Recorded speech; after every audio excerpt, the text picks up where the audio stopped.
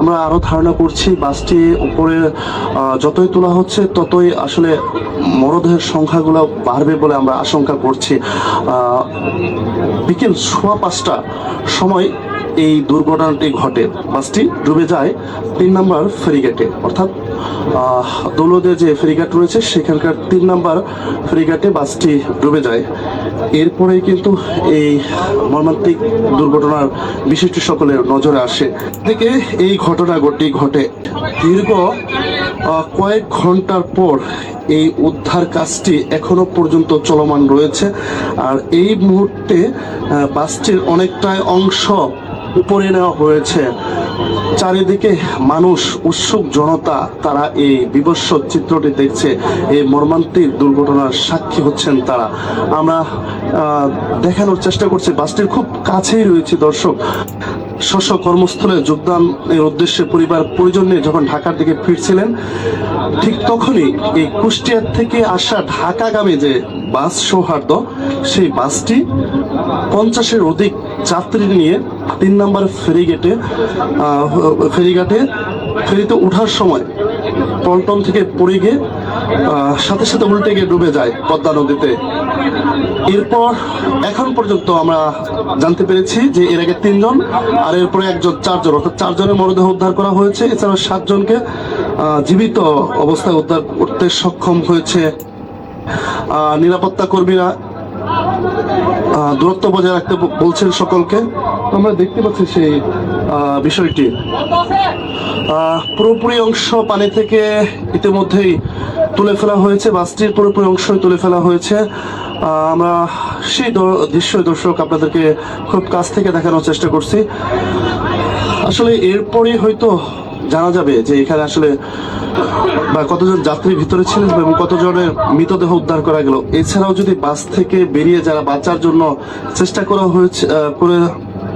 করেছিলেন তাদেরও হয়তো মরদেহগুলো এখানে নদীতে খুঁজে বের করার চেষ্টা করা হবে, এমন তথ্য আমাদেরকে এখান থেকে জানানো হয়েছে।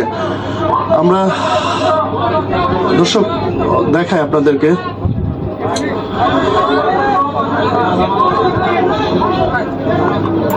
তিনি এখানে এসে সরাসরি পরিদর্শন করছেন, ঘটনাস্থলে এসে তিনি সরাসরি উপস্থিত হয়েছেন। এছাড়াও এখানকার যারা জেলার ঊর্ধ্বতন কর্মকর্তা, ডিসি থেকে শুরু করে পুলিশ সুপার থেকে শুরু করে সকলে এখানে উপস্থিত হয়েছে। সেই সাথে বিআইডব্লিউটিআই এর ঊর্ধ্বতন কর্মকর্তা, ফায়ার সার্ভিসের ঊর্ধ্বতন কর্মকর্তা সকলে এখানে উপস্থিত হয়েছেন।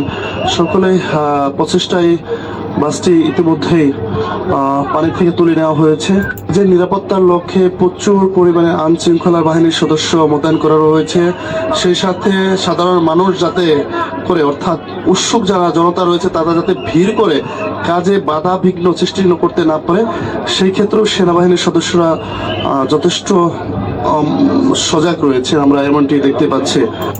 এর ঊর্ধ্বতন কর্মকর্তা, ফায়ার সার্ভিসের ঊর্ধ্বতন কর্মকর্তা সকলে এখানে উপস্থিত হয়েছেন। সকলে প্রচেষ্টায় বাসটি ইতিমধ্যেই পানি থেকে তুলে নেওয়া হয়েছে। আমরা সেই দৃশ্যটি দর্শক আপনাদেরকে দেখানোর চেষ্টা করছি।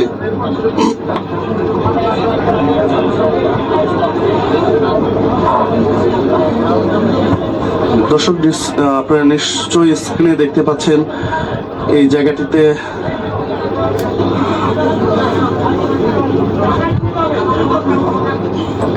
দর্শক আমরা আপনাদের দেখাই। একটু দূরত্ব বজায় রেখে আপনাদেরকে আবারও দেখানোর চেষ্টা করছি দর্শক। এখানে এই মর্মান্তিক ঘটনা আমরা দেখানোর চেষ্টা করছি। আমাদের স্ক্রিনে দর্শক দেখতে পাচ্ছেন নৌ পরিবহন মন্ত্রণালয়ের প্রতিমন্ত্রী রাজীব হাসান, উনি রয়েছেন, এখানে উপস্থিত হয়েছেন। উনি ঘটনা বিস্তারিত হয়তো গণমাধ্যম কর্মীদের সাথে ব্রিফ করবেন, আমরা তেমনটি ধারণা করতে পারছি।